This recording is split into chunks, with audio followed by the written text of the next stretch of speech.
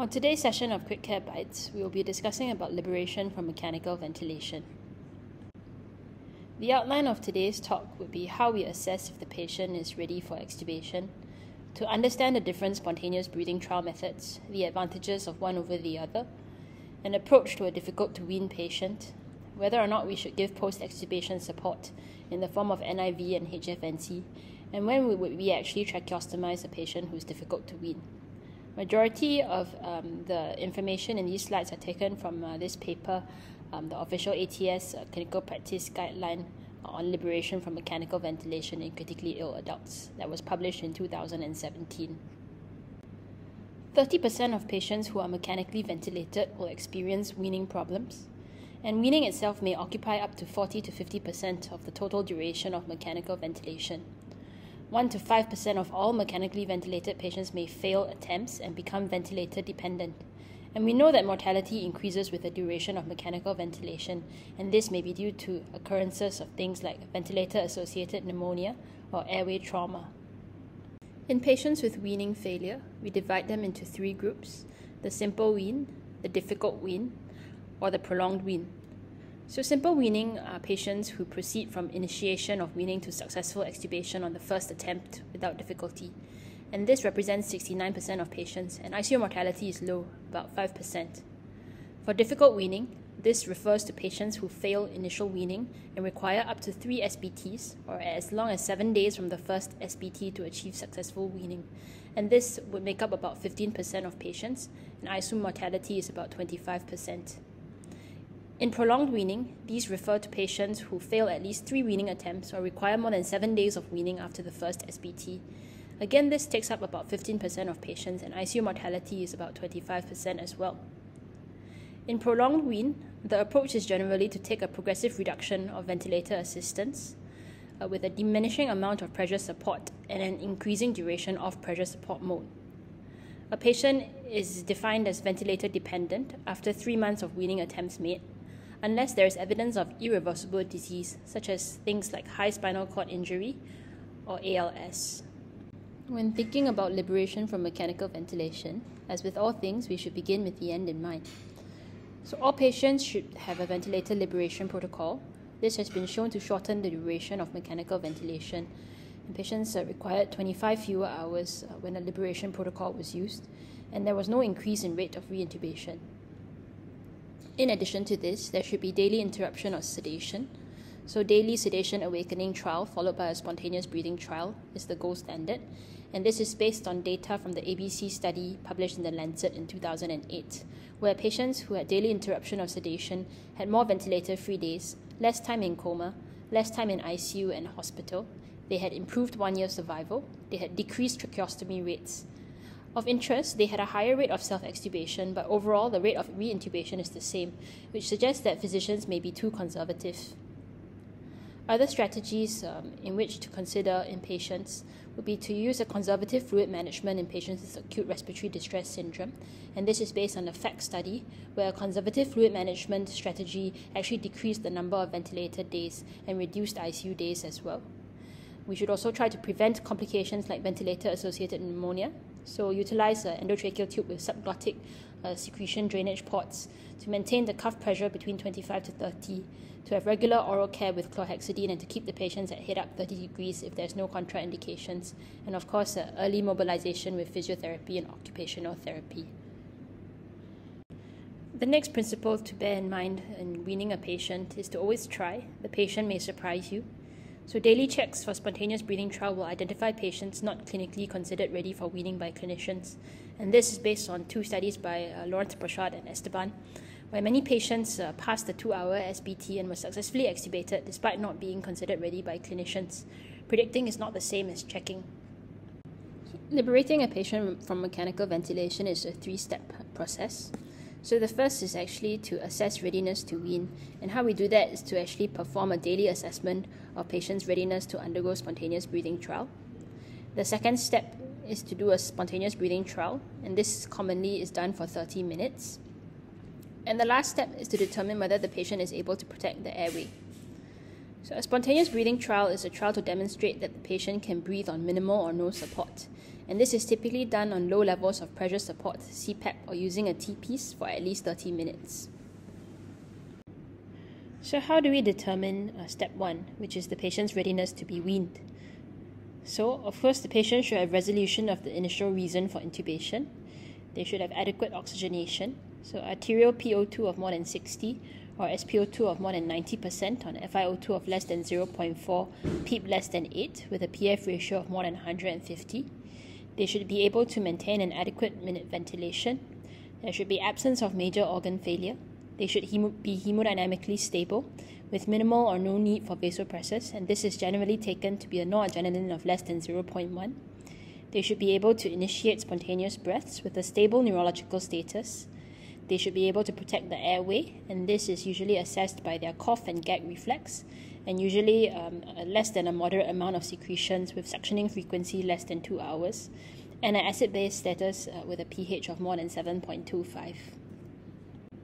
Beyond what we just discussed, there are several weaning predictors we can use to determine if a patient is ready to be liberated from mechanical ventilation.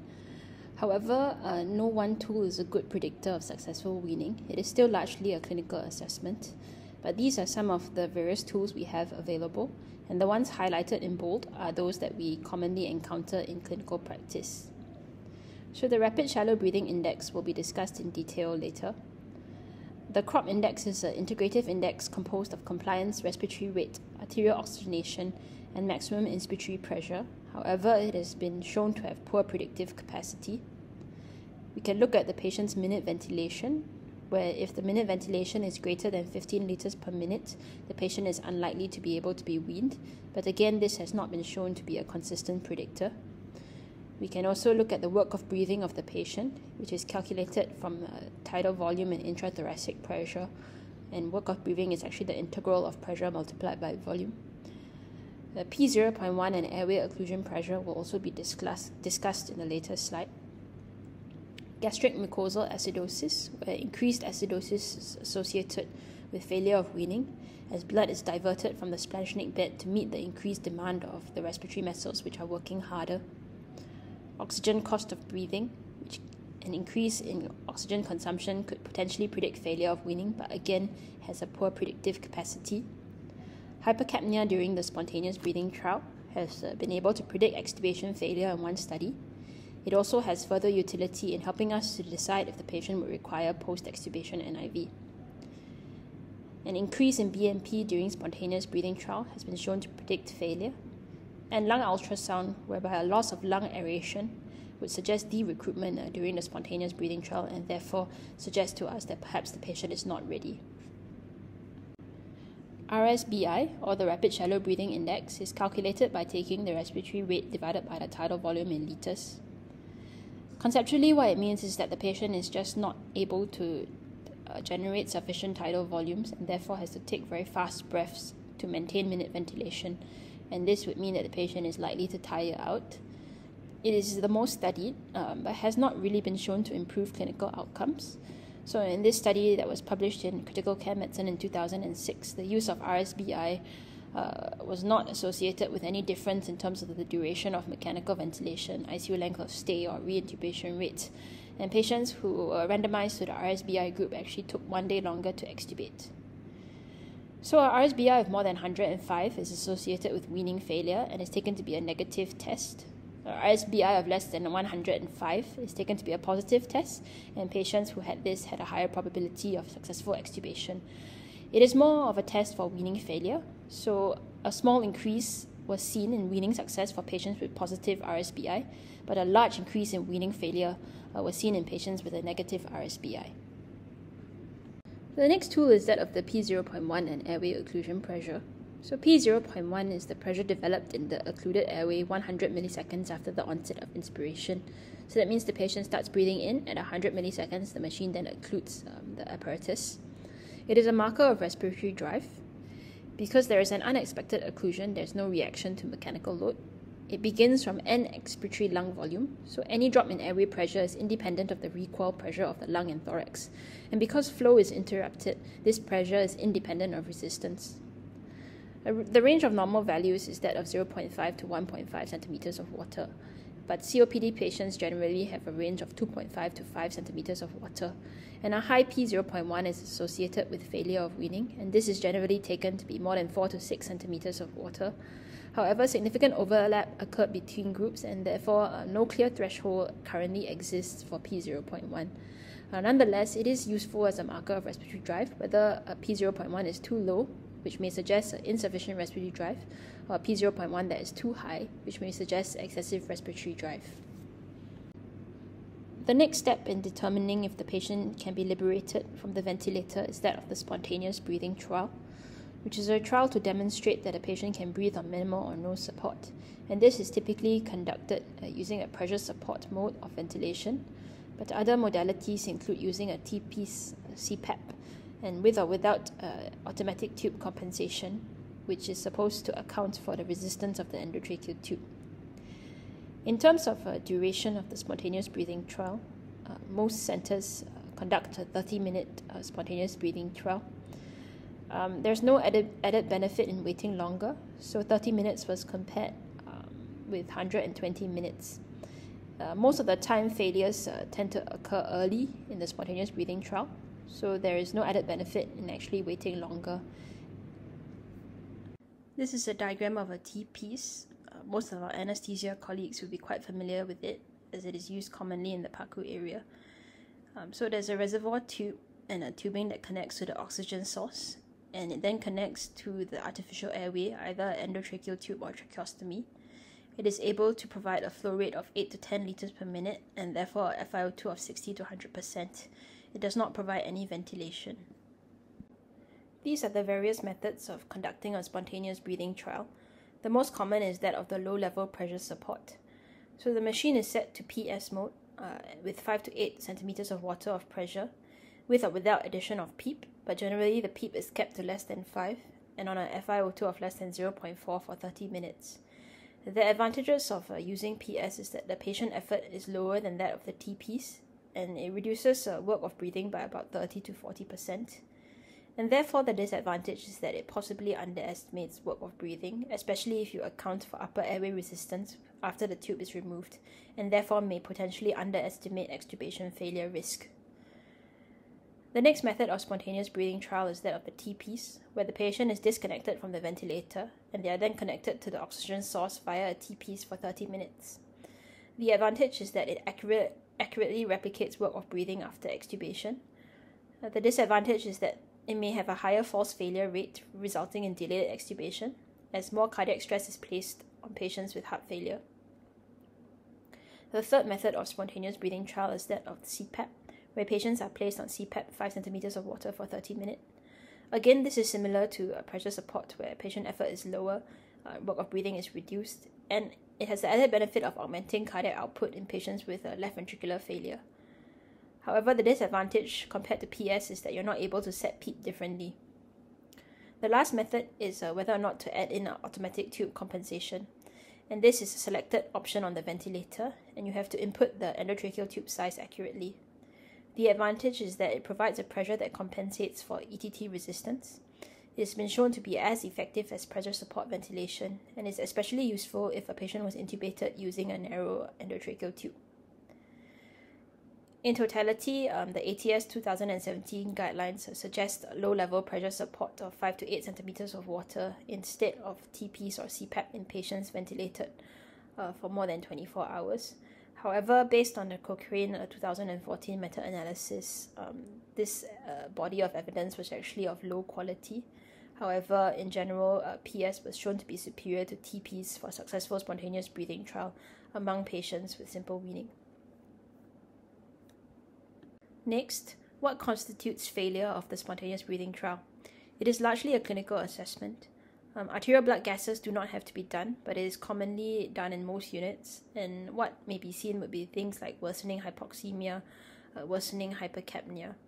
Clinically, what we're looking for is signs of worsening respiratory distress, a high respiratory rate of more than 35, desaturation to less than 90%, tachycardia, hypertension or hypotension, and clinically looking at the patient if they are very anxious, diaphoretic, they're using their accessory muscles of breathing, they have altered mental state, this would suggest that the patient is not ready for extubation. Other parameters that can be checked during the spontaneous breathing trial would be a loss of breathing variability. So healthy biological systems have a normal variability, and loss of this variability is associated with disease and is associated with weaning failure. A lung ultrasound can be performed during the SBT, where if lung de-recruitment is seen, this could predict post-extubation respiratory distress. Diaphragm ultrasound can also be conducted, helping to unmask patients with diaphragmatic dysfunction. A BMP can be measured during the spontaneous breathing trial, and this may help to unmask cases of diastolic heart failure that are hard to identify before the patient is extubated. If a blood gas is done, hypercapnia during the SBT is also useful, as this may help us to decide whether the patient should be extubated to NIV. In COPD, a rise in airway resistance can be seen during spontaneous breathing trial, and this may actually predict failure. And lastly, if a mixed venous oxygen saturation is measured in patients with heart failure, this reflects an inability to actually increase cardiac output in response to the increase in workload during the spontaneous breathing trial, and may therefore predict failure as well. So then begs the question, does a failed SBT predict the need for continued ventilatory support? So no studies have tried extubating patients who have failed their spontaneous breathing trials. There are other iatrogenic factors that can actually cause failure of SBT even though the patient may be ready. This may include things like discomfort from the endotracheal tube, ventilator patient dysynchrony, and delirium. And we do know that in patients who self-extubate before meeting weaning criteria, only 40 to 60% require reintubation. So therefore, a failure of SBT may not necessarily mean the patient does need continued ventilatory support and would require careful clinical assessment. Beyond just passing and failing the SBT, some parameters can also give us clues as to why the patient failed. So if a patient has low vital capacity and maximum inspiratory pressure, this would suggest muscle weakness. If they have a low rapid shallow breathing index or a low P0.1, this would suggest insufficient respiratory drive. If they have a high rapid shallow breathing index or low minute ventilation, this may suggest that the work of breathing is too high for the patient's capabilities. If they have a high minute ventilation but a normal PCO2, you would expect them to actually have a low PCO2. This may suggest excessive carbon dioxide production or a high dead space. Step 3 in liberating the patient from the ventilator is to determine their ability to protect the airway. Elements involved in weaning would include stable oxygenation, stable ventilation, and an ability to protect the airway and clear secretions. The spontaneous breathing trial only addresses oxygenation and ventilation. A patient's ability to protect the airway depends on patency of the upper airway, their neurological status, whether or not they have a good cough and gag reflex, and whether they are able to cough out secretions. Nonetheless, secretions should not be excessive. So how do we assess if the patient will have a patent upper airway after extubation? You may have heard of the cuff leak test. So in a patient who is ready for extubation, we first of all determine if the patient has risk factors for laryngeal edema. The risk of post-extubation upper airway obstruction increases with the duration of mechanical ventilation. Patients who are of female gender, who have had traumatic intubations or repeated intubations. In such a group of patients, then the cuff leak test should be performed. If the cuff leak test does not show a significant leak, then steroids should actually be given to reduce reintubation and reduce post-extubation stridor. This is a table summarizing the effect of cuff leak tests on the probability of reintubation. Absence of a cuff leak increases the likelihood of reintubation with a likelihood ratio of 4, while presence of a cuff leak reduces likelihood of reintubation with a likelihood ratio of 0.5. The ideal extubation failure rate is around 15%. So if we look at the table, we see that as the pretest probability of reintubation increases, then the cuff leak test becomes more and more important as it makes more of a difference between the post-test probability. Thus, in patients with a low pretest probability of reintubation, even if there is no cuff leak, the risk of reintubation is still acceptable, and therefore cuff leak should only be done in patients who are at high risk, as mentioned before, patients who have had prolonged mechanical ventilation, taken to be a period of more than 6 days, patients of the female gender, who've had traumatic intubations or repeated intubations. So how do we perform a cuff leak test? The presence of a leak means that the airway is patent. So if done in the assist control volume control mode, the cuff is deflated for 4 to 6 consecutive breaths. We listen out for audible leak, and we also look for a difference between the inspiratory and expiratory tidal volume before and after cuff deflation, looking for a difference of more than 110 mils or more than 10% difference. In spontaneously breathing patients, the cuff is deflated and monitored for the first 30 seconds, looking for gurgling. The tube is then obstructed with the finger and the patient continues to breathe around the tube. Okay, now the patient has failed the cuff leak test. Why do we give steroids? So prophylactic corticosteroids before elective extubation has shown to reduce the incidence of post-extubation airway events and reintubation by 57%.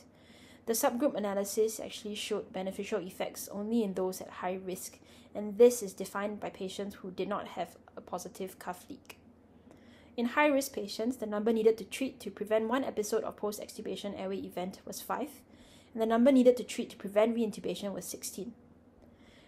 Do remember that the routine administration of steroids is not recommended. It should only be given to these patients who are at high risk as defined by the cuff leak test. Overall, side effects are still rare. Hyperglycemia, GI bleeding, and infections are rarely reported. This is the forest plot taken from the CHEST 2017 systematic review, highlighting that, again, only beneficial effects are seen in the subgroup at high risk, and therefore steroids should only be given in patients identified by the cuff leak test. How should we give steroids to these patients? So common steroid regimens based on prior studies would include giving a single dose of IV methylpred, 40 mg 4 hours prior to extubation. Another regimen is to give IV methylpred 20 mg 4 hours over 12 hours for 4 doses. And another regimen is to give IV dexamethasone 4 mg 6 hours for 24 hours. There's no evidence to support one over the other, but guidelines actually recommend extubating 4 to 6 hours after steroids are given, and this is based on pharmacokinetics. Spontaneous breathing trials are generally done early in the morning, so there is enough time to give steroid and extubate the patient in the early afternoon if we follow this approach. Steroids generally work rapidly, so there is no need to wait 24 hours. So Lee et al. In 2007 performed the double-blind randomized controlled trial of 86 patients who were intubated for more than 48 hours and who fulfilled a negative leak on the cuff leak test. Patients were randomized to placebo versus dexamethasone. And what we see in this diagram is that the change of cuff leak volume tended to occur earlier after dexamethasone given. And this would suggest that actually post-extubation laryngeal edema is something that is most problematic within the first few hours of extubation, and therefore it makes little sense to actually use a prolonged steroid regimen over 24 hours. Given the potential harms of mechanical ventilation, I would actually opt for the approach of giving a large bolus of steroid, like the IV methylprednisolone 40 mg 4 hours, and then extubating the patient 4 to 6 hours after later. You've given the steroids, should you repeat the cuff leak test again? The answer is no. The cuff leak test is only validated as an upfront test. The performance of the test is lower after steroids are given. Other things may actually cause the leak to be absent. For example, adherent secretions around the tube, or an endotracheal tube that is relatively large compared to the size of the glottis. And we do know from the data that patients treated with steroids who lack a cuff leak can still be extubated safely. Nonetheless, if you are concerned, prepare for the worst. Have standby adjuncts if a difficult airway was encountered initially. And even if post-extubation stridor is present, the published reintubation rates average about 50%. To summarize about the cuff leak test, an absent cuff leak increases the incidence of post-extubation stridor and unsuccessful extubation. The use of a cuff leak test can decrease reintubation rate and post-extubation stridor rate. However, it does not have an effect on the duration of invasive mechanical ventilation and may potentially delay your extubation by 24 to 48 hours. Extubation can still be successful in patients without a positive leak, especially in patients with a low pretest probability of reintubation. And lastly, corticosteroids can reduce the rate of reintubation and post-extubation stridor. This should be administered at least 4 hours before extubation in high-risk populations, which is identified by the cuff leak test. We've gone through step 1, step 2, and step 3. These are some last considerations before extubating the patient. So generally, if we are prepping the patient for extubation, we try to aim for even to negative balance, as a positive fluid balance the day before is unfavorable. We consider also the patient's ability to clear secretions, their gag and cough reflex, is it strong? What is the frequency of suctioning? Do they have a good enough mental state, especially if we plan to extubate them to a HFNC or NIV, because patient cooperation is key? Do they have upper airway structural abnormalities? Was their initial intubation difficult? Do I want to stand by adjuncts like a Cook exchange catheter in case the patient actually fails extubation? Despite our best efforts, the patient has weaning failure. So some definitions about weaning failure. So successful extubation refers to absence of ventilatory support during the first 48 hours. Extubation failure would be the reintubation and reinstitution of ventilatory assistance within 48 hours of extubation. And this in itself has been associated with an increased risk of death, prolonged hospital stay, and decreased likelihood of returning home.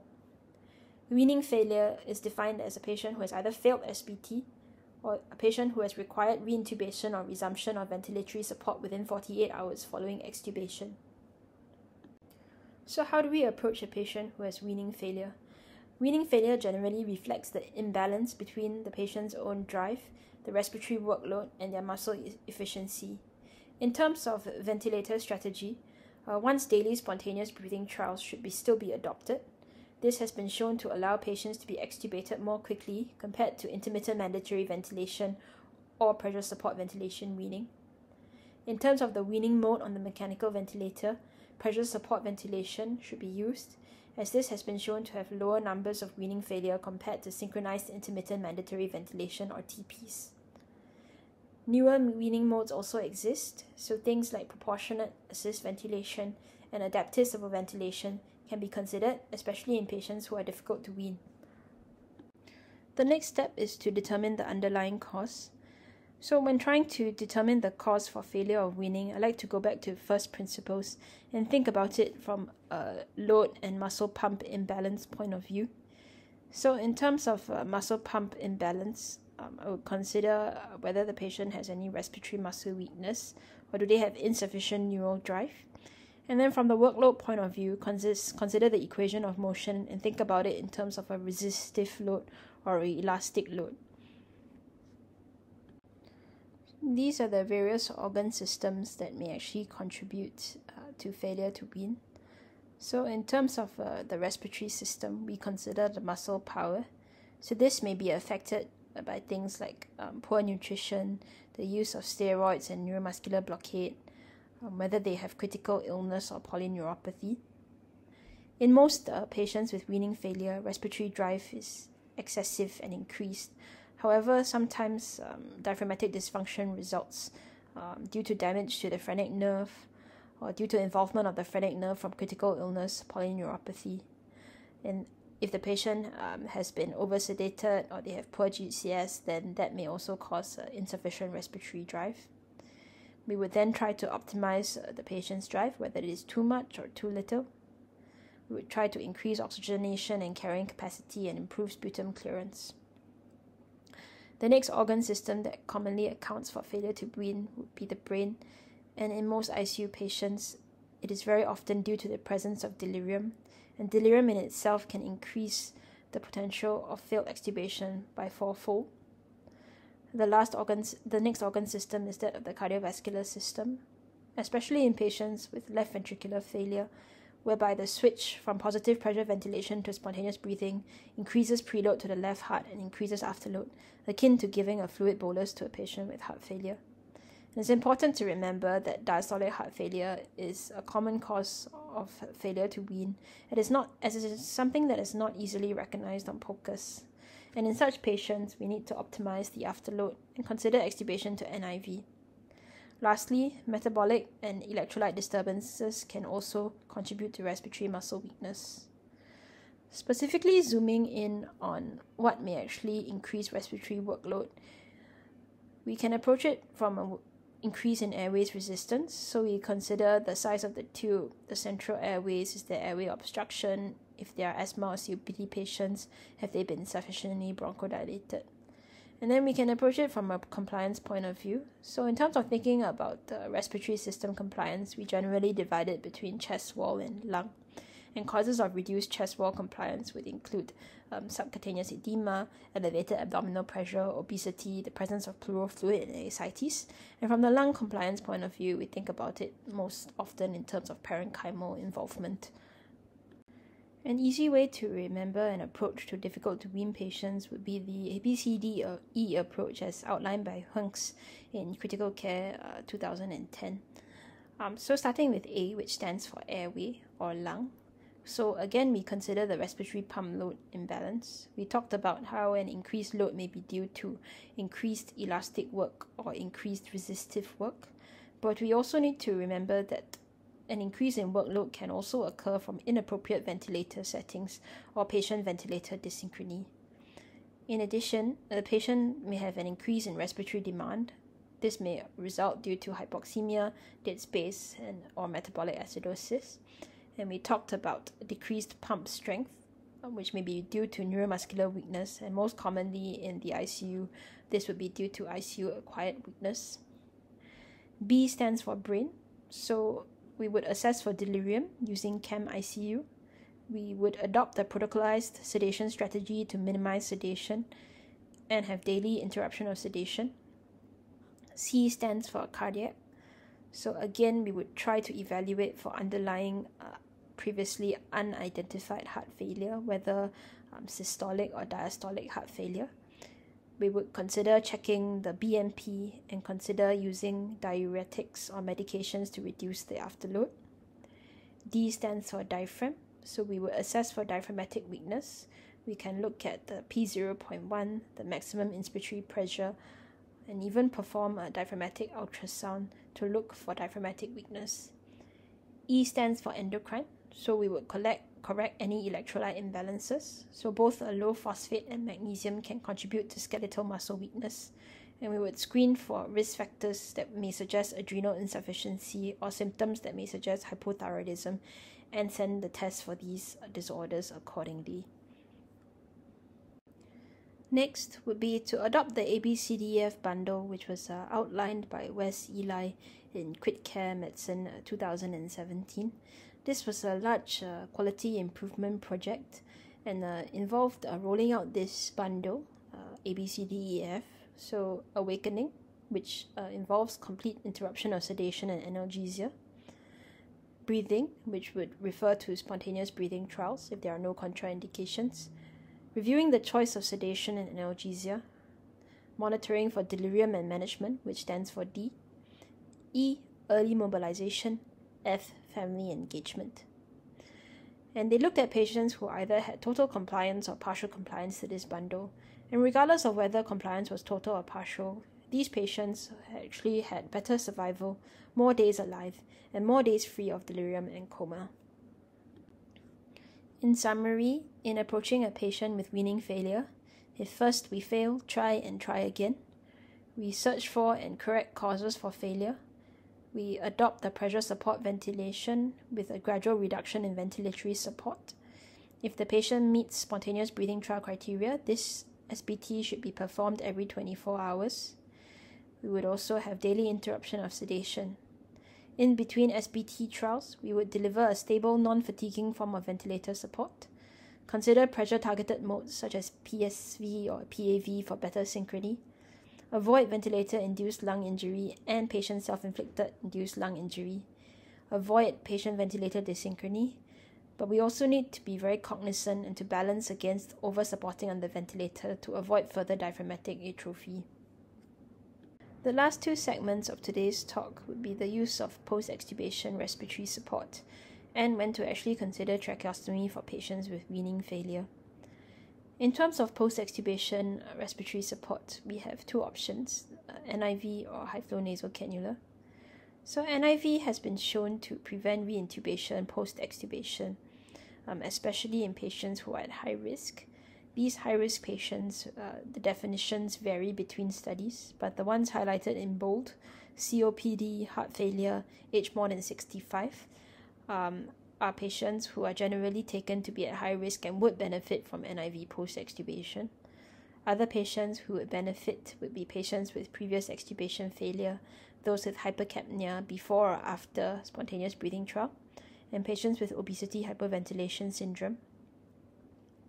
Of note, NIV should not be used as a rescue measure if the patient develops respiratory distress within 48 hours after extubation, as it has not been shown to prevent reintubation and may actually increase mortality. High-flow nasal cannula can also be used post-extubation to prevent reintubation.